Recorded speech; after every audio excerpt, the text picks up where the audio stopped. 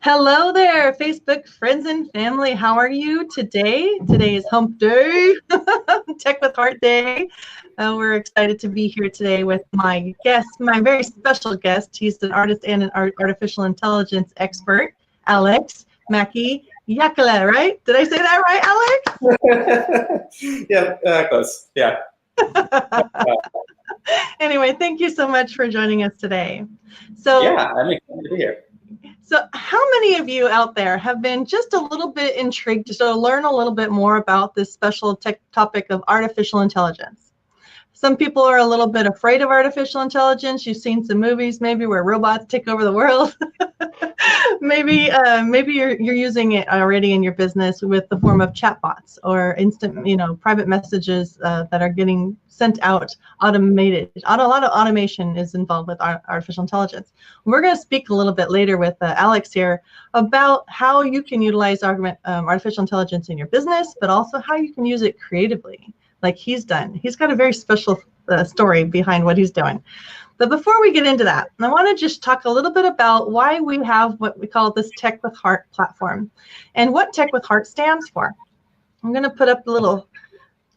This is where, if you guys are interested in joining the Tech with Heart Network, just go to techwithheartnetwork.com and give us your email, and we'll keep you posted on a lot of these expert interviews that we've been having. And if you yourself would like to be interviewed, it's a great opportunity. So Tech with Heart is a community, first and foremost, of heart-centered, forward-thinking business owners who want to stay on top of technology and the trends that are happening today, especially more of the emerging tech stuff, where people don't necessarily know what they should be really learning about and focusing on, because there's a lot of clutter, right, Alex? There's just a lot of clutter out there, and you have to, you have to kind of help, perhaps maybe have somebody that's a little bit more tech savvy help like pave the way, and so that you can be always like clued in on what you can be incorporating into your business to stay relevant, right? You want to stay relevant. In the day of Amazon, you really need to be thinking differently, thinking outside the box. And so Tech with Heart was formed to provide a safe community where entrepreneurs and business owners can come and feel safe to ask those very important questions that maybe they might not feel safe otherwise. Maybe they're a little bit intimidated if they go to like a tech group, because they don't feel like they're knowledgeable enough to ask intelligent questions. That's not the case here. We provide you with a welcome area to be able to ask those good questions, get some answers, and get some directions. And beyond getting your questions answered, we also provide an opportunity for you to be enlightened. So we have special guest speakers like Alex, where you can talk a little bit more about something that you don't know enough about. I don't even know enough about. So I bring in expert guests that talk a little bit about how their technology is being used in their space and how it can benefit you, the business owner. And then beyond the enlightenment part, we also empower you. So it's not enough for us to teach you and tell you what you should be doing without showing you how. So that's another part of what Tech with Heart's all about. We provide this beautiful referral network so that you can know who you can go and work with that's going to take good care of you. They're heart-centered entrepreneurs, but they're going to take your business and they're going to help you grow quicker by incorporating some perhaps technologies or systems or techniques that you had never considered before. So that's what Tech with Heart's all about. And it all came from when I was out introducing augmented reality marketing to people. I created this app called REVEALiO, and a young friend of mine saw that I can make images and objects come alive with virtual content when it was viewed through an app. And so she wanted to send her boyfriend a greeting card that came alive. You guys see that greeting card? It says, I'm thinking of you, or I love you and miss you. That's what it says. And her boyfriend had been deployed overseas in the military, and she wanted him to feel close to her. So we created a card that comes alive with augmented reality. And this is what he saw. Watch how the card comes alive. Hey, Josh, it's Gabby. Yes, I'm on an app. Isn't that the coolest? Why is it glitchy? There we go. It's raining here. So the card has to stay in the viewer of the phone, and now we can do that for business cards too. So something like my business card can come alive with a personalized video message. Michelle Calloway here. I'm a speaker. You see that? How it actually tracks with the actual card. That is what we started out to doing, and then I was showing business owners this new tool, augmented reality. Tim Cook is saying it's going to be as influential as the smartphone. So I'm introducing this to them, and they're all just going, what? what is happening? Oh my goodness, I didn't know anything like this existed. And so then it kind of led me down this path of starting up Tech with Heart. So we are about enhancing human connection through technology rather than replacing our need for one another. And artificial intelligence is one of those technologies that unfortunately does threaten to replace our need for one another. And so it is a hot topic. And so I'm very excited to be able to introduce Alex to you. I met him a couple of months ago, and I was just really intrigued by how he's incorporating artificial intelligence into his new business model. So he's going to talk to you about that. But before he shares too much about his own business, we're going to talk about how you, business owners, might want to be thinking about artificial intelligence for your business. So let me introduce Alex. He is an artist, an engineer, and a business owner who's been exploring the edges of technical art, artificial intelligence, and human creativity for half a decade. He's currently the founder and CEO of Spirit and Glitch, which is an apparel brand that merges human creativity with artificial intelligence to produce stunning leggings, shirts, and more. And he's going to show you some examples, but it's just a really kind of creative use case for artificial intelligence. So I'm very excited, and welcome to the stage, Alex. How are you? Hi, I'm doing great. How are you? I'm really great. Thanks so much again for being here today. Yeah. Tell us a little bit about, I know you're an engineer. Mm-hmm. So if you don't mind, our audience tends to be small business owners. So maybe you can speak to how are you seeing artificial intelligence being used in the business workplace, and what might they want to be considering doing for their own business? Just maybe kind of speak to that for a little bit. Yeah. So there's a lot going on in the artificial intelligence world. There's a lot of, I think, media narratives about artificial intelligence, like replacing people and replacing various like jobs, customer service jobs, white collar jobs, and just all of this different stuff. A lot of it is hype, but a lot of it is also that there is technology that's evolving very quickly. And I think one thing that's not really, I think I want to draw one point kind of at the beginning is that the words artificial intelligence, like when we say that, we tend to think of, oh, there's a computer and it's talking and there's this kind of like human interaction, this part of it, and that's what we intuitively think of as artificial intelligence. But when you kind of remove that sort of just shiny human interactive layer of it, the kind of what's behind artificial intelligence is things like machine learning and neural networks. And you don't necessarily have to know what those are on a technical level, but just think of it as just layers and layers and layers of statistics and mathematical models. And those already exist. Those are already like up and in production. My favorite example, because it's one that's very relevant to my business, is Facebook. Facebook's marketing is a huge, their marketing platform is a huge artificial intelligence, but we don't necessarily tend to think of it as artificial intelligence because it's not like talking to people in words in a human sounding voice. And so I want to just, before we start, define the scope of artificial intelligence as anything where there's a computer or a set of computers or so on that are making really complex decisions behind the scenes. And then there's a part of it that we kind of see where, like, there was a Google demo where they had an AI assistant call a restaurant and make a reservation. But that's like the icing on top of the cake, where they've had all of these models. They've had voice models, they've had language models, they've had grammar models, and they've managed to get that into a coherent system. And then that's kind of like where it just like edges over the line of where people look at it and be like, that's AI. But but there's already like a lot of it is already here, and a lot of it it's already probably influencing your business, depending on what business you're in, but it's probably influencing your business in some way. And I want to talk a little bit about like how to figure out where that surface area is. And a lot of it, especially the human interactive parts, are going to be coming like more and more online and becoming more and more active in the next like year or two, a few years. And so I want to talk about that a little bit as well. Yeah, I think that our audience would really like that, Alex, because again, It's an intimidating technology. Some people, they've heard of it, they know it, that they should be using it, but they don't know where to begin. They don't know how. Rather than thinking about them having to incorporate it into their existing business systems, there's a lot of software as a service that they could be utilizing that already has artificial intelligence built into it. So we can, maybe give them a few tips and tools if you know of any that you'd like to share that could potentially really help somebody be a little bit more, perhaps more efficient in one area of their business or another. So yeah, let's hear more. We want to hear more, Alex. Share away. All right. So I think the first thing that I'll talk about, and it's a much more just like business use case of it, is you don't necessarily like have to be like rushing in to implement AI in just various parts of your business. Like I think that's actually kind of unless you really know what you're doing technically, that's a sort of foolhardy thing to do.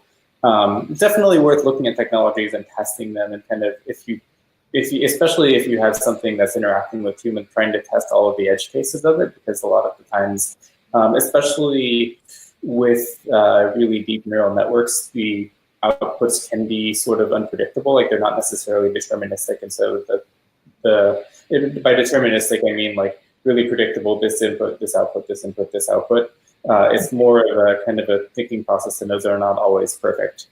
I will use Facebook marketing as an example because it's a good touch point of where my business is leveraging artificial intelligence, but we're not actually, it's not RAI, and it's not something that I think a lot of even Facebook marketers and even a lot of the ones that I've seen online necessarily leverage.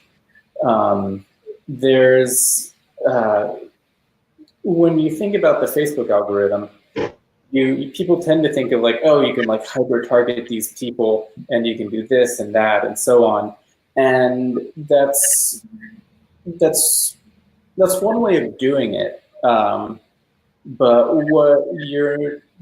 I think the thing to recognize there is that you have this, like there's your business and then there's this whole Facebook ecosystem, this kind of just big layer in the middle. And then there's all of Facebook's audience, just all of Facebook's audience. And what you're trying to do is like define these really narrow pipes through which Facebook can like see your audience. But like people, it's just lots of variety. It's like just your audience that you get through like specific targeting is going to have a lot of variety. One of the things, and this is just through lots of like research and so on, just online and just reading various marketing forums that I've found, is that the Facebook AI is actually much better at finding your customers than you are if you give it the right things to work with and you realize how it's thinking.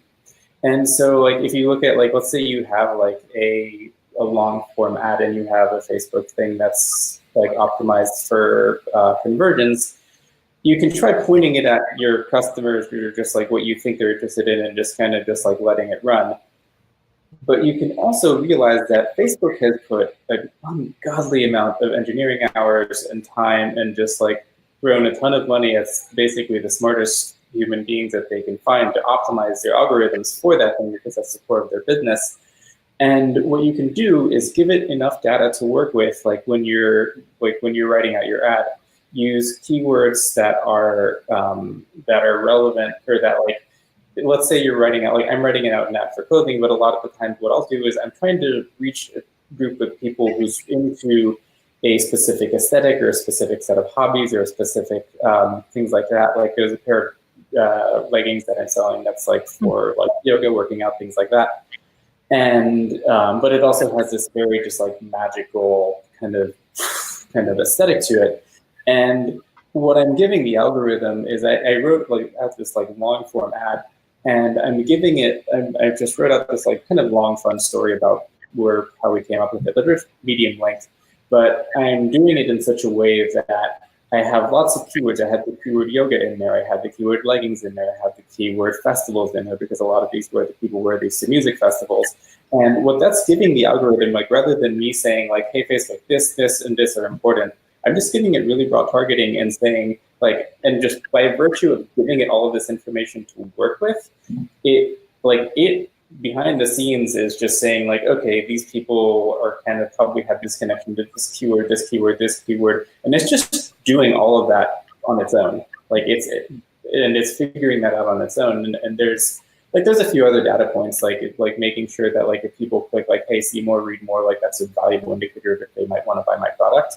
Like, and what I'm doing is I'm setting up the surface area of my business that interacts with the AI. And just like the Facebook marketing AI, I'm setting up that surface area in a way that the AI just has a lot of information to work with, and that it can and I'm just assuming that it's smart enough to figure that out. And there are groups, I think that for any area where surface area where there is AI, I think marketing is probably going to be one of the biggest ones, and already kind of is one of the biggest ones if you think about it. Like they are going to be this emerging experts in like in specific areas of AI. The one that I really like for Facebook marketing in particular, they're a company called North Node Solutions, and they're also a very heart-centered company. What was the name of the company again? Can you say it again? North Node Solutions. North Node? Yeah, North Node. Oh. Okay. Yeah. And they do what? They have they've been working with the Facebook AI for like probably 5 to 10 years, and they have a very good understanding of like how to tune for the AI. But yeah, so that's one example of AI.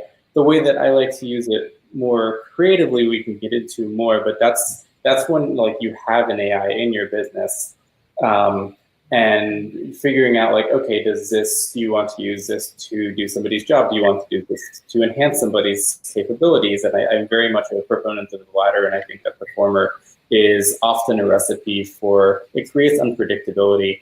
And it creates just like potential for just things going off the rails and at scale and not necessarily being able to know what's going on right away. So let's stop for a second, and because I think that we have to keep in mind the target audience for Tech with Heart. They're not really the most tech savvy business owners, but they kind of look to us to help them understand how they should be using it. So you mentioned a lot about Facebook's, their targeting algorithms, how it utilizes artificial intelligence, and that is indeed the case. Yeah. There are other things that I've seen. Perhaps if you're in an industry, let's just say like photography, right? And then you need to, like, I even saw a commercial on this where you need to like take a lot of different photos and you need to compile them somehow into like this master bigger photo or what do you call that, a mural of some sort, right?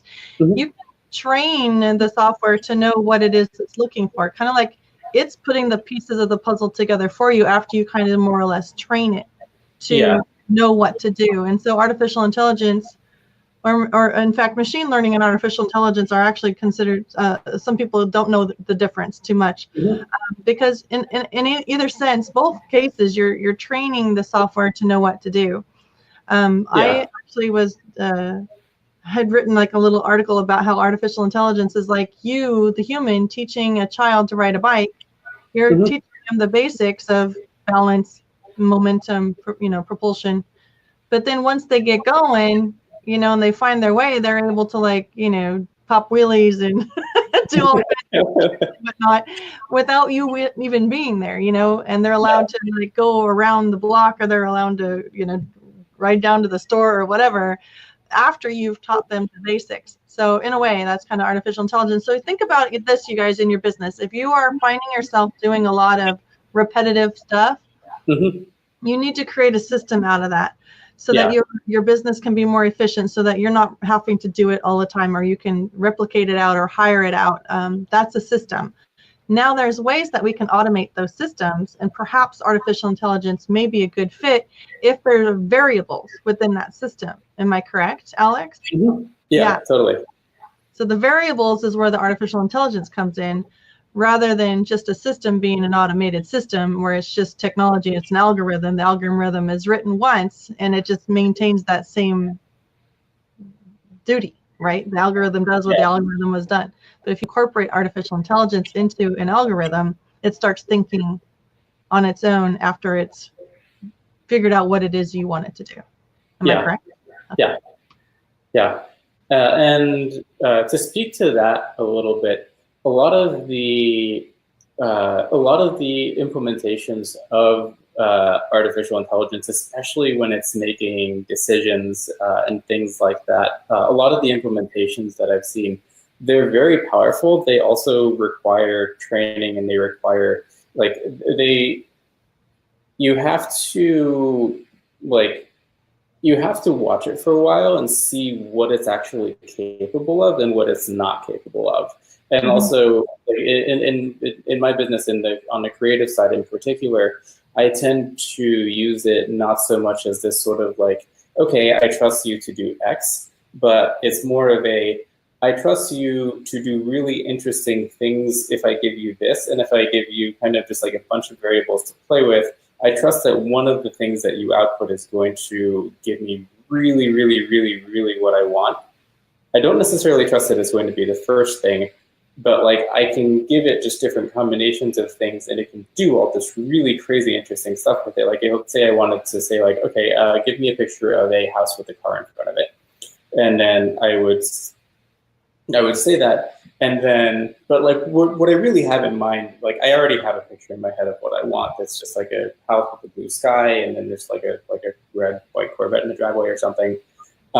And the words that I'm using are not specific enough, and so I'm just like house with car, go, and it gives me a kind of a house with just like this sort of gray sky, because that was what it composited together, and then there's just like a blue Civic in front of it, and like maybe that worked just fine, and maybe that gives me some new ideas, and maybe I look at it and go, that's super not what I was looking for. I think one of the great challenges of interacting with computers, but with interacting with AI in general, is like we're used to having our interactions with humans be very fluid and intuitive, and I can say something and you know what I mean more or less, or like, especially if I have like a good trust and rapport with somebody, like we both have a sort of similar set of pictures, set of aesthetics in mind, or we kind of know what each other's kind of leanings are, and like kind of we have some sense of each other, some intuitive sense of each other. And the way that we relate to computers tends to be, I have to tell you exactly what I want in really, really specific terms, and otherwise everything is going to break. Or like it'll be there and it'll be incomplete, or so on. And a lot of the challenge of programming is just like bridging that gap. So like somebody who's not super technical can just like look at a screen and be like, okay, I need to input this information here, and it goes in the database, and then it's there, and everything is good, and I don't have to worry about it.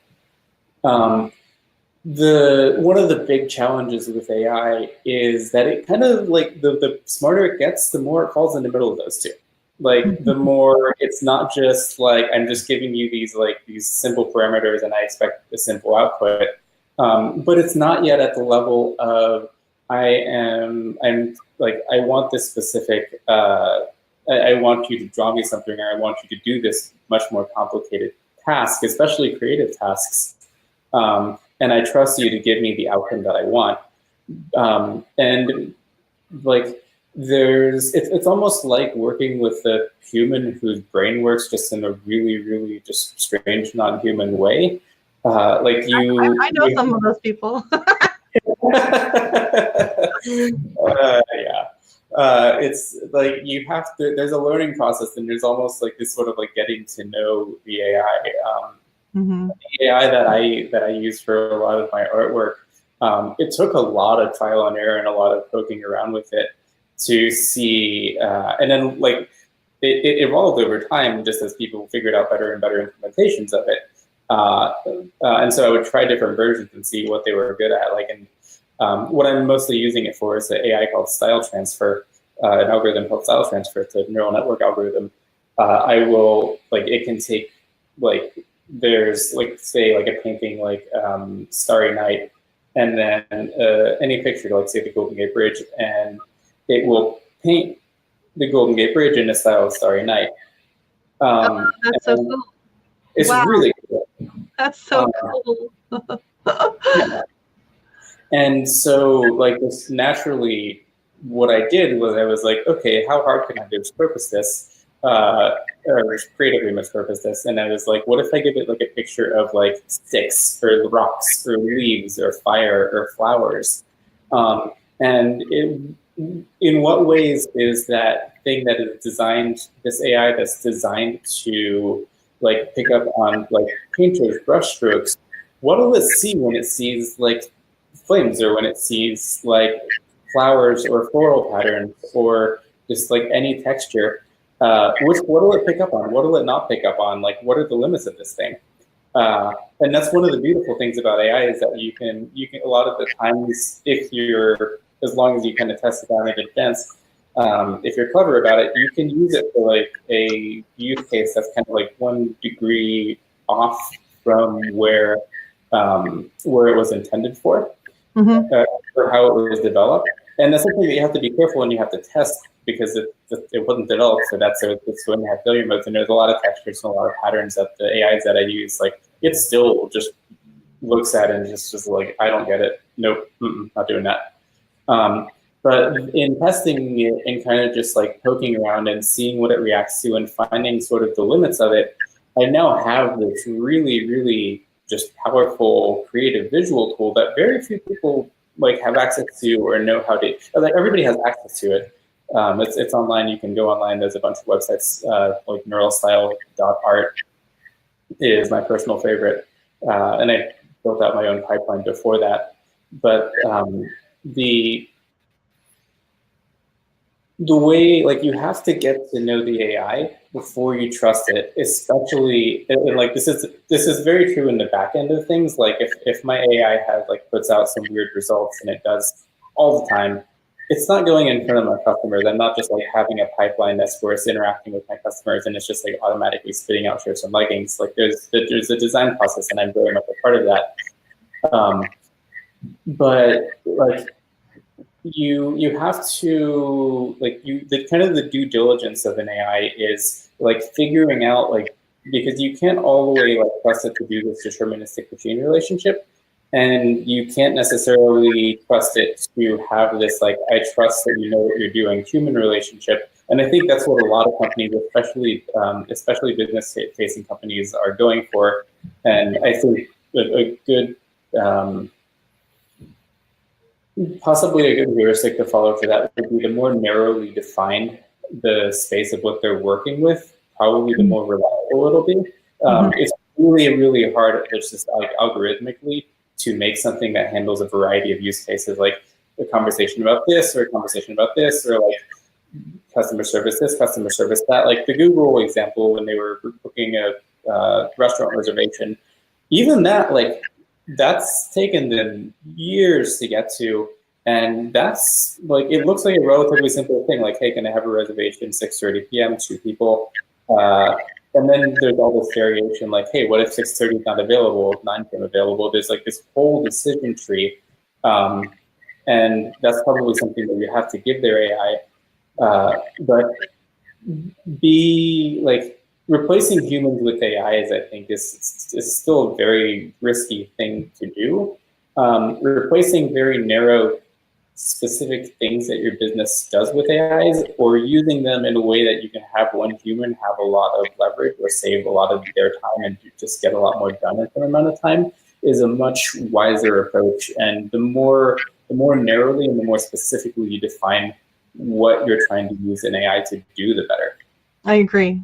Yeah, I agree. Yeah, it's not 100%, I guess, reliable. You can't.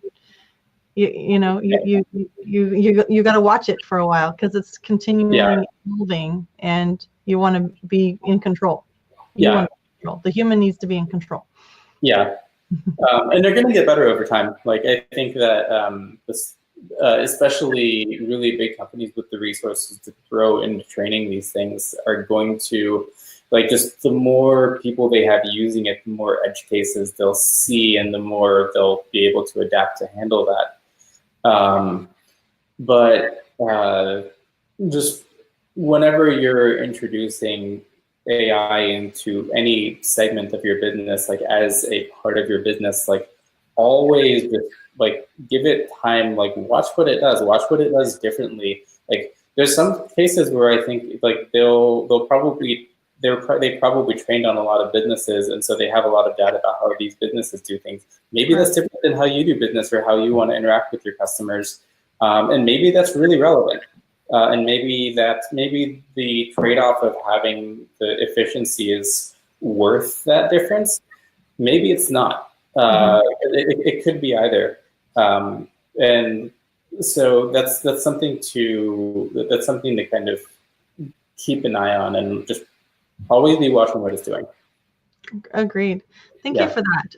And for those of you who are watching, if you're interested to learn more perhaps about any particular type of use case with AI, please just put us a comment in the Facebook comment section and we'll get back to you. But I want to not delay further. Alex has been speaking about how he's been using artificial intelligence in combination with the human creative brain. I love the fact that he's an artist and an engineer. Talk about two different hemispheres of the brain. But anyway, he has created something very unusual, and perhaps maybe you might be inspired by what Alex is doing with artificial intelligence, and you might be considering looking into starting up a new business with the incorporating artificial intelligence into something very different, out of the norm, like Alex has done here. So Alex, please tell us a little bit more about what you've done on the creative side with artificial intelligence, and then show us what it's produced. And I'll put up your website here so that people, if you're interested in going to learn more while Alex is showing us, you can see on the screen what his website is, spiritandglitch.com. So go ahead, Alex, please share with us what you're doing. Yeah. So the business idea kind of for Spirit and Glitch came from a lot of different places. I've been making technical art for like 5-ish years now, and this has ranged from really large scale LED art to like smaller things and like laser cut sculptures, usually with some sort of lighting component. A lot of interactive art. I helped work on a giant art car that it was called Dr. Brainlove, where you could have the whole thing driven by an EEG, or like the lights driven by an EEG. And I've been like, I really love, I've found that it's more rewarding, like rather than just trying to use engineering tools to just like ruthlessly optimize everything, to be like, what else can I use it for? How can I repurpose this in a creative way? Like, what can I do that's just like, how can I channel like human creative flow through these like really powerful tools? And I've been playing with apparel. I've been playing a lot just like with expression and appearance and things like that. And I came upon style transfer, which was the algorithm that I mentioned earlier, and I started playing with it. And what I realized there was that there was one of the powers of AI is that it crosses the threshold from just kind of just sort of this blind numb optimization to where you can create things that actually really start like having some intuitive component for humans, or creating intuitive. I want to use the word hooks, but there's a better word for it. But just like creating intuitive like resonance with people. Like with style transfer, I can take a picture, and if I want to make it look more intense or more sort of like subdued, or make it have this really kind of like noir kind of sort of aesthetic to it, I can do that really, really easily. And that's something that's not really, like, we have like Photoshop filters and things, but they're okay. Style transfer is just like many levels beyond that. And the value that I saw in that was I can create artwork that has just much more of this just immediate intuitive draw, and there's value in that. And so I decided to explore it as a business and explore it also as a creative venture. A lot of my own creative process has evolved in one, figuring out like, okay, how do I use, like, one, how do I make good art? Two, how do I use really, like, how do I hone really interesting tools and like make really technically interesting art, like just like pushes the boundaries of what technology is doing. And this, it seemed like a kind of a great place to do both at the same time. And just to explore what the artificial intelligence is capable of, and like what are the benefits of this? Like, how can I leverage this? And like when I'm using it on the back end, when I'm using it on the front end, kind of in Facebook ads example, like all of that, it kind of just came to a head there. I can go a handful of directions with this. I can talk about the I can talk about the human being experience. There's a lot of stuff there that's very relevant to artists, but that's, I think, relevant to business owners as well, and there's a lot of parallels there. I can also talk a little bit. Yeah, I think I'll do that. So I'm going to start with I'm getting a little bit of feedback on this sound. I don't know what's going on. Just keep trying to talk, and if it starts getting worse, we'll just go ahead and have you show your show a sample when you can, because I don't know what's going on with the. You've been fine up until now, so. Yeah. Okay. You sound good still. You sound good. Okay, cool. So the let's see. Yeah, technology and art. So I just a little bit of my own just evolution as an artist, as a technical artist, and somebody who wants to do heart-centered things with very technical tools, and somebody who comes from a very technical background. I had come to art largely through making really large Burning Man art projects with a bunch of other like very, very like left-brain scientists and engineers. And I was working on a lot of our projects on my own at the time. Like one of this was this giant LED flower that would hang and would just sort of like breathe, just as the lights would have this pattern where it would look like it was breathing. And when people walked by, it would get all excited and would like start having all this kind of like LED confetti going on. And I started going just from calling myself an engineer to calling myself an artist. But like almost my medium was technical. Like all of the stuff that I was doing was technical, and there was a human aspect of it. Like when it would be at parties, I would just hang around and watch how people interacted with it and so on. But I didn't come from an artistic background. Like I had not been a painter. I'd done some music, but like it hadn't been what I'd been training into. And I went to this event that was it was like a yoga and finger painting event, and kind of odd combination. But I was sitting there, and they were just like take this paint and just like put it on this canvas and like paint what you feel.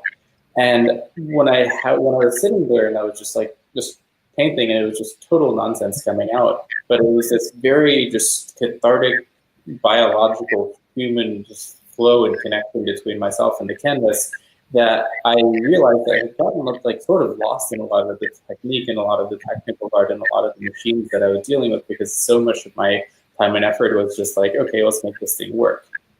And from there, I started thinking of just like exploring like, okay, how, like this is very clearly like this is like a very core part of art. Like there's something inside of us that has to come out. And I've been sort of doing it in this almost mindless way, just in the sense that, or heartless is a really strong word for it, but in this way that I wasn't connecting all the way down when I was working on a lot of my art. And so I started just whenever I was building something, the first thing that I would do, and I still do this for art pieces or for clothing, is just be like, what am I feeling, or what wants to come out of me, and just get very, very deep and just draw, doodle, just kind of just like let things evolve kind of naturally, and just do like what brings out some emotion or some sort of feeling in me, and then use the whatever technical tools that I'm using nowadays, the artificial intelligence painting tools, to create that. And there's sort of two phases of that. One is sometimes I'll have some really specific idea in my head, and I'll just find like, okay, this is what I like. I want to paint with clouds, or I want to paint with lightning, and I'll find like good pictures of those that I can draw from and then use to create artwork, and usually blend it together with some other things to make exactly what I'm thinking about. And sometimes sometimes I'll also spend a lot of time with like looking at like what are the really interesting, beautiful textures in nature. Like whenever I'm walking around, I look for pictures of just like really interesting kinds of flowers or succulents, and just take pictures of them, because I know that I can give that to my AI later, and it'll probably be able to do some really interesting stuff with it. And I think one of the greatest risks in AI is something that's very parallel to the experience that I've had, and that like I'd had myself, and especially a lot of people in Silicon Valley, where they're not trying to connect to the depths of their humanity. They're trying to make a machine that does a function. Right. And like it took me like really sitting down and being like, I am actually serious about being an artist, and I want to do this like to the greatest depth that I can. What do I need to do that? And like kind of having this sort of experience that would just mirror for like, oh, hey, there's a part of this that's really, really important that you're not doing. And I think a lot of engineers don't necessarily have that. And so it's I think one of the greatest risks in AI is when people try to use it to just replace the artistic process, to replace the human process. Whereas if you use it as a tool to enhance what you want to do, and you just sort of negotiate with it, like what can it do, what can it not do? There's a lot of art algorithms. Big GAN, I think, is a good example of where it can just straight up generate stuff. And a lot of people are kind of using the neural styles transfer, and they're just kind of just like throwing things together and just like putting it out. Being like art here, art there, and a lot of it, especially when it's presented like that, it's really unconvincing, because you're not sharing like, this is what this means to me. This is some personal experience that I am channeling through this artwork, and so on. And like, I found that the latter really resonates with people, and the former, like, you're basically just trying to sell machine code. I love that. No, I love that, Alex. I really do. I love the fact that artists tend to have like a whole lot of heart in their work, period. Yeah. And then you're an engineer as well, so you're able to like make artificial intelligence work for you by essentially enhancing and transforming your artwork into being all that it really could be and more. But you already started with the core intention. And I think all of us need to use, back to the business sector a little bit, when we're using artificial intelligence in our business, we always need to make sure that however we're utilizing it to increase productivity, increase efficiencies, or enhance and automate systems, that we are not ever forsaking that human quality, that human touch, that intention of really authentically wanting to connect with one another. Because if we lose sight of that, we're screwed, man. We just aren't. We're screwed. We're not going to get the success that we want. Our reputation's going to be in jeopardy, because we're being off-putting to others, because humans need humans to do business with humans. And we need to use these tools to enhance, not to replace. Yeah. One of the biggest pieces of messaging that I have in my business, and that I try to have kind of permeate everything, it would be really easy for me to say like AI clothing, but like, and that's like, that has this sort of like shiny novelty factor to it. But then after that, it's like, well, what? Why? And it's like the communicating where it comes from and why you're doing what you're doing, like AI, and that's like kind of the novelty of it. So does not replace that. And I think that a lot of people are going to view AI as a shortcut, and I think that's really, really dangerous territory. Yeah.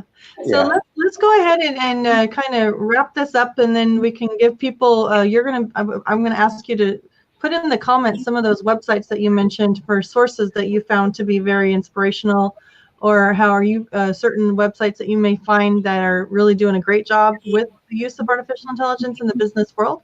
If you don't mind, you mentioned them, but maybe you can put them in the comment section after the interview is over. But if you're okay with that, I would love for you to just kind of lead into showing one of your artistic pieces, and that way people can start putting a visual to what you're talking about. Because I know when I first met you and you're talking to me, I'm like, okay, this sounds fascinating, but I really want to see it. So if you have that, that'd be great. Yeah, there's I'll do that, and afterwards there's one really quick just analogy, or I'll do it really quick. It'll be like a 15-second analogy that I think will be helpful to kind of drive the point home.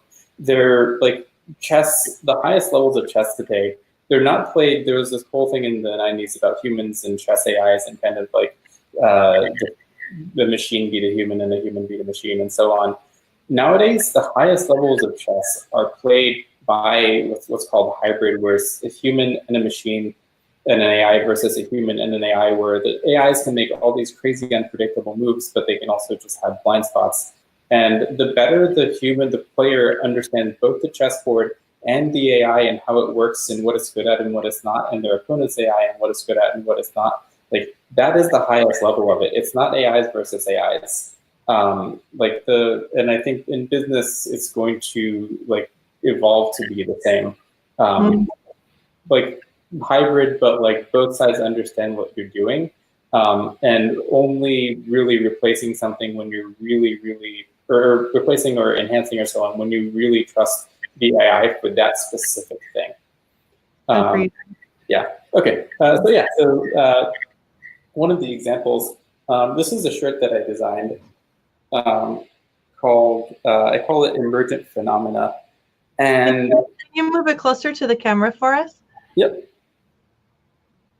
So it looks like it's got a bunch of like Greek lettering or something on there, as well as a really cool like flower in the middle.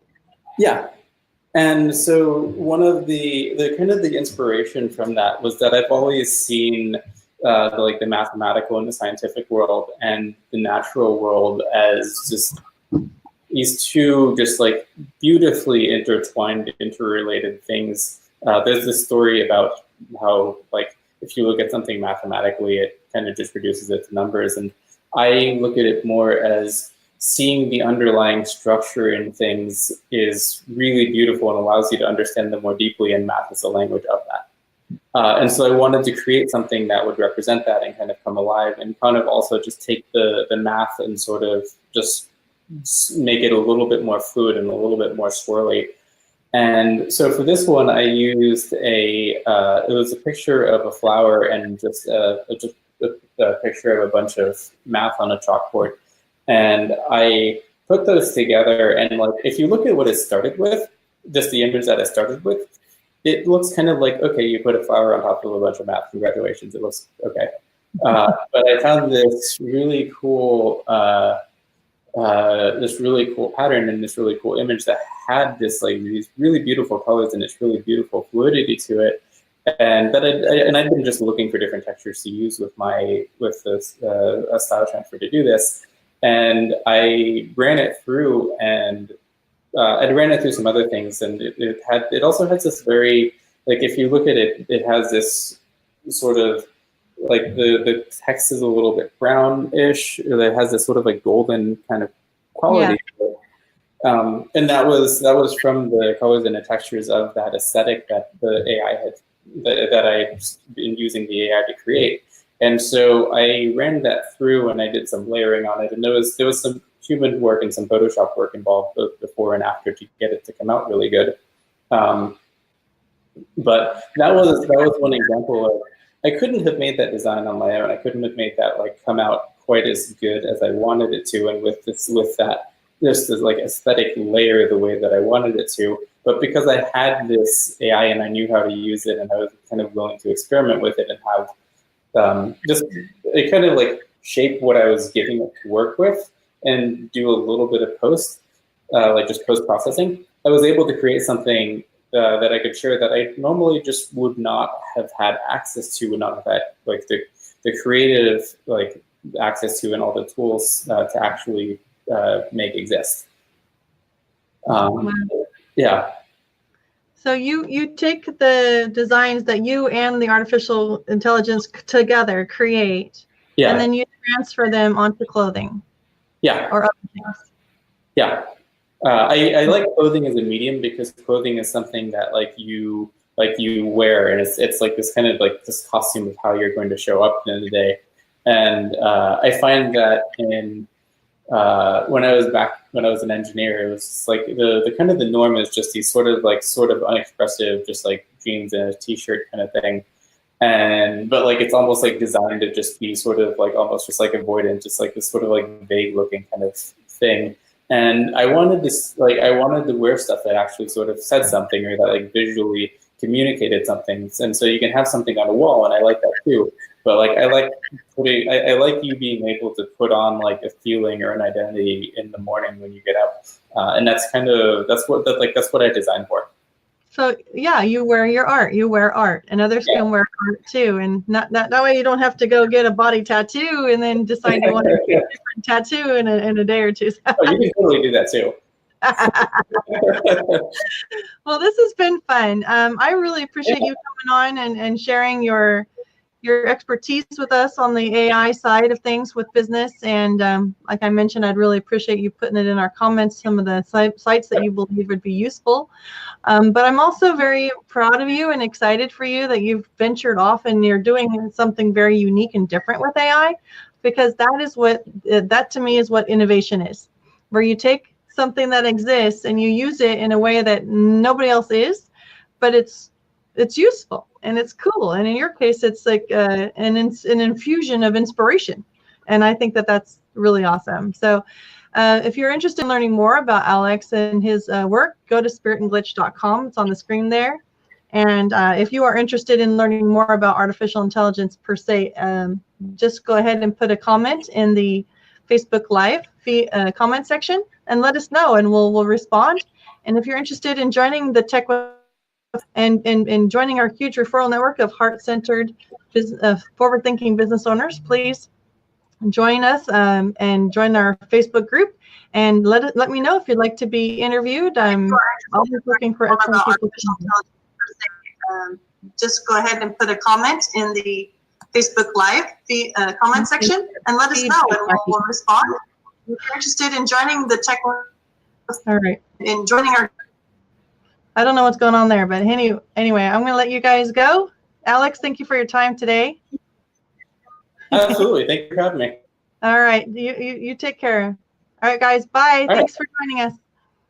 Bye.